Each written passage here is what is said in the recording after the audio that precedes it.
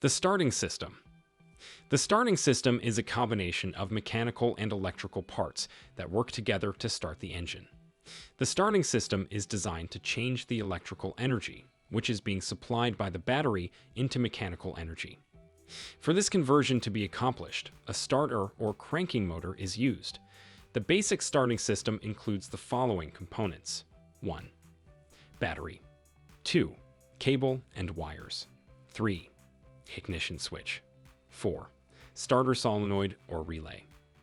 5. Starter motor. 6. Starter drive and flywheel ring gear. 7. Starting safety switch. The starter motor requires large amounts of current, up to 400 amperes, to generate the torque needed to turn the engine. The conductors used to carry this amount of current, battery cables, must be large enough to handle the current with very little voltage drop. It would be impractical to place a conductor of this size into the wiring harness to the ignition switch. To provide control of the high current, all starting systems contain some type of magnetic switch. There are two basic types of magnetic switches used, the solenoid and the relay. The ignition switch is the power distribution point for most of the vehicle's primary electrical systems. The ignition switch is spring-loaded in the start position. This momentary contact automatically moves the contacts to the run position when the driver releases the key.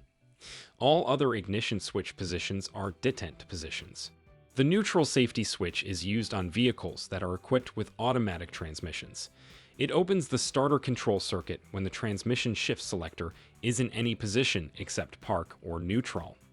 Vehicles that are equipped with automatic transmissions require a means of preventing the engine from starting while the transmission is in gear. Without this feature, the vehicle would lunge forward or backward once it was started, causing personal or property damage. The normally open neutral safety switch is connected in series into the starting system control circuit and is usually operated by the shift lever. When in the park or neutral position, the switch is closed, allowing current to flow to the starter circuit. If the transmission is in a gear position, the switch is opened, and current cannot flow to the starter circuit. Many vehicles that are equipped with manual transmissions use a similar type of safety switch. The engine starting system consists of a heavy-duty motor with a drive pinion that engages with a gear on the engine flywheel and an electrical control circuit to operate the motor. The starter motor power output has to be able to crank a cold engine at sufficient speed to start it. A 2-liter petrol engine will have a starter motor of about 1 kilowatt, which will spin the engine at about 150 revolutions per minute. A similarly sized diesel engine will require double the power and possibly twice the cranking speed to start.